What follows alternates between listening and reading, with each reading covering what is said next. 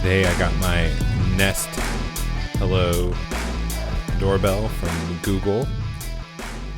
It's so crazy. Thinking back when I was in business school, we were talking about the Internet of Things. And just going through the different things that my house is filled with the Internet of Things, I didn't even realize that I had fully adopted it. It's crazy.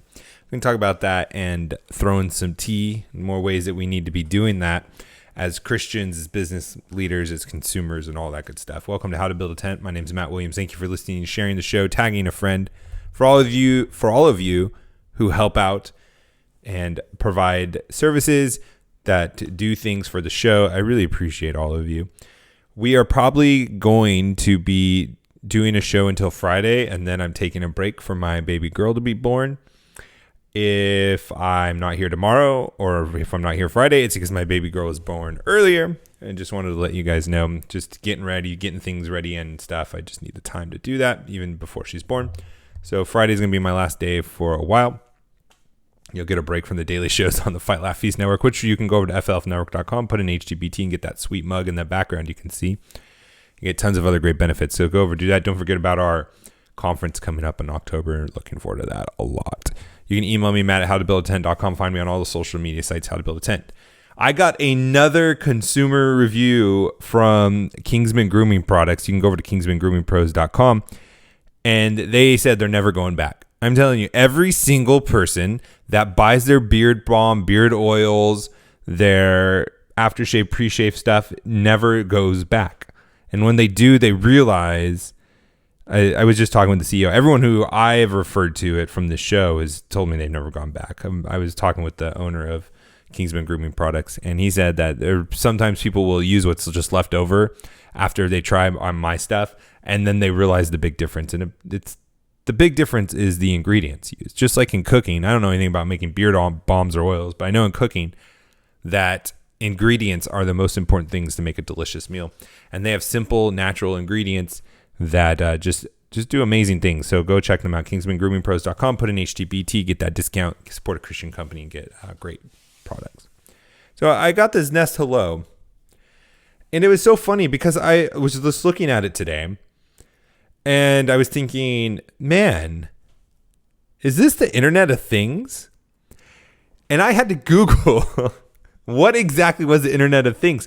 Because when I was getting my master's in business and my MBA, when I was getting that, we were constantly coming up with ideas, coming up with case studies, coming up with problems to solve with the Internet of Things. And I dropped out of school when I was 20, did some small businesses, and then 2008, 2009 went back and just finished my degree because the economy is going to crap. I graduated my master's in 2015.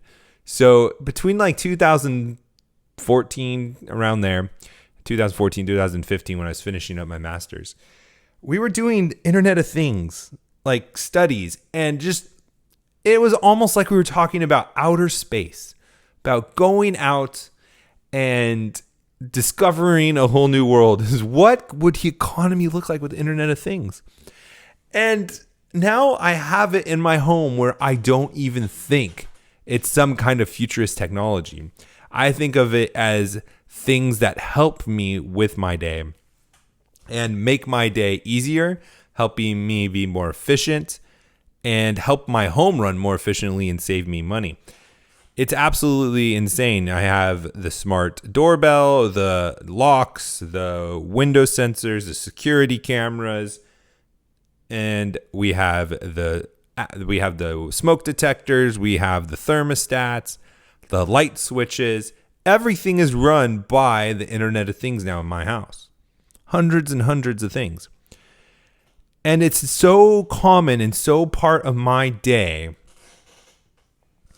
that I didn't even remember what the Internet of Things was, because like I thought, not that I forgot what it was, because obviously I know that's what it is, but just the emotions and the mystery and the appeal and the futuristic vision, the futuristic ideas of what could be the Internet of Things and what would it look like.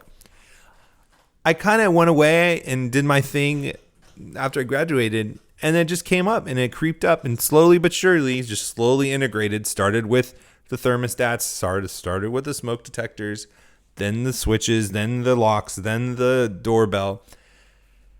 And soon enough, everything's connected to the internet, making decisions for me, locking the door when I leave, opening my garage when I leave, closing the garage when I leave, opening it when I arrive. And I don't even think about things because the Internet of Things is working around me, using my GPS, using my location, knowing where my kids are, knowing when windows are open, knowing when I need to lock the door, all of this stuff. And it just slowly innovated and slowly crept in.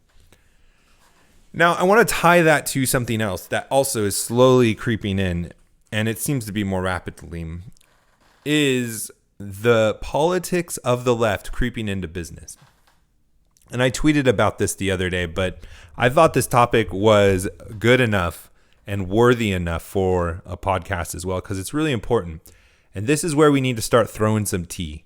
And when I say that, I'm referencing the Boston Tea Party, where Americans had enough and started throwing the tea. Because you see, the left is really good at throwing tea. They're really good at making a fuss. They're really good at putting pressure on businesses. And the right is not. The right is busy working. The right is busy getting stuff done. But we need to learn how to throw tea and make a splash, a really big splash. Because I have a feeling, now I know that the majority of the country is not our conservative brand, our biblically based brand. I'm pre-mill after all. But I also know that the left, the far left, not the ones who would vote Democrat, who don't know any better, who are not really involved in politics, they've always voted that way and so on and so forth. But like the far left radicals are fewer than us. But they have been successful. They have made their way into universities. They've made their way into the sciences. They've made their way into entertainment, into music. And now it's saturated where it looks like they are the majority of the country. But it's not so. It's because they did what I'm trying to get us to do as Christians, as people that are espousing biblical values, proclaiming the lordship of Jesus Christ, is for us to be successful, to get in those positions where we have authority, we have influence, and we look big. We get big. And when we throw tea, people notice because of how much tea we have to throw. So a lot of times, poor people that aren't influential, people that haven't climbed the ladder, when they throw a fit, it's not a big deal. So I was doing a survey for an organization, the Tampa Bay Lightning. I'm a hockey fan. I used to be a Kings fan, then all the gay pride stuff, and then plus being on the East Coast, I'm never staying up late enough for their games. They're terrible. Their management sucks. Their general manager doesn't do a good job, in my opinion. And so I've just started picking up the Lightning. I'm a fan. I think I like watching them play. They're fun to play. I mean, they're fun to watch to play. I mean, hockey's just a great sport all around. I can watch any hockey game, even minor league. I'm telling you, man, hockey is the minor leagues is by far the best minor leagues ever. I mean, obviously, I'm a diehard fan all the way through. And by the way, my nephew, shout out to Broderick, got drafted to the UN? I don't know. The one step before he goes to college and then the pros. But he's like a legit guy. Shout out to Broderick. Good job, man. I'm so proud of you. You work harder than most kids or any kid I've ever met at your age. And it's paying off. So good for you. But okay, so Tampa Bay fan. They sent me a survey because I go to their games. And I was doing it, and I'm happy to do it because I know how valuable surveys are to businesses. That data is really valuable, and it's really good. So when I have time, I try to do it. They're usually not that long. If you're ever doing surveys, don't make them long. And they go to asking me my sex: male, female, non-binary, and other. Now, why would you... Or not other, it was decline to answer. That's what it was. Male, female, non-binary, decline to answer. Why would the Tampa Bay Lightning put something that is anti-science? Scientifically, there's only two genders. That in Florida is definitely not the market for Tampa Bay. this non-binary thing, this LGBTQ thing. Why would they do it? It's because they think that the pushback they will get from people like us is smaller and less of a risk to their business than if they didn't put it and had a few trannies or whatever you want to be called for being non-binary would give them for not having it in the question. That is what they do. That is why businesses do these things. It's because they make a decision on what is going to cost them more. It's an opportunity cost. Is it going to cost them more to put non-binary in the gender question, or is it going to cost them more to leave it out? Put it in, leave it out. Put it in, leave it out. And it's funny, I posted this and someone replied back with the analytics they get from Spotify, and they do the same thing, male, female, non-binary, and other. And the percentages were all male and female. No one was answering non-binary. And obviously that's anecdotal and things like that. And I'm sure there's people that don't follow me that have a large LGBTQ and would put non-binary and all that stuff. I know there's people out there. But it's because that group who would get all in a hissy fit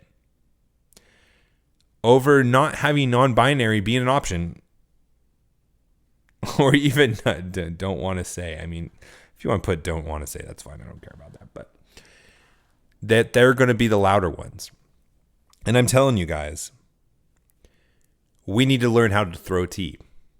That is, when we see that, call it out, tag them like I did, and tell them, you're telling me you don't want my support, that you don't align with my values, that you don't want me to be your hockey team. You don't want me to be a part of your hockey team. You don't want my money. You're not representing me when you put that anti-science stuff in there. And you need to retweet that stuff. You need to like that stuff. You need to do it yourself. We need to learn how to coalesce and throw tea together to help others throw their buckets over and really start pushing back, not being rude, not being people that are unloving, but being direct, being intentional, calling things out, calling sin out, calling people to repentance. When we say we need to be loving as Christians, I'm not saying Disney love. I'm not saying worldly love. I'm saying the love of Jesus. That is turning tables at times, calling people brood of vipers, calling people whitewashed tombs, calling the establishment out for their usury of the poor, for their theft, for their mistreatment, for their injustice. And until we start doing that, we're not going to see the change we want to see. Until we do that, we're not going to see the businesses swinging back and being, oh man, you know what? The tides have turned back. We better not put non-binary. And it's not just with that. It's a ton of different things. It's support for abortion. It's people dropping the NRA. Even though I'm not there's other organizations you can support besides the NRA, but it's like not giving them discounts. These are all battles that need to be fought and are being lost by us because we don't know how to throw tea over the ship. We don't know how to make a loud splash. So there's one thing of throwing the tea over where you are doing it yourself, that you are calling things out, you are standing up, you are making your request known. You're calling your representatives, you're calling your governors, you're contacting the businesses that you love to tell them you don't appreciate this stuff, or on the contrary, when they do something you like, you're supporting it. That's throwing the tea. Helping people throw the tea and making a big splash and helping make a big splash is when you see other people throwing tea over, is throwing them support, retweeting it, liking it, commenting on it, sharing it, and agreeing with it. And that is how we coalesce to make ourselves seem as big or bigger than the minority left-wing binary LGBTQ, the alphabet crowd. So let's go out there, throw some tea. We'll talk to you tomorrow. God bless.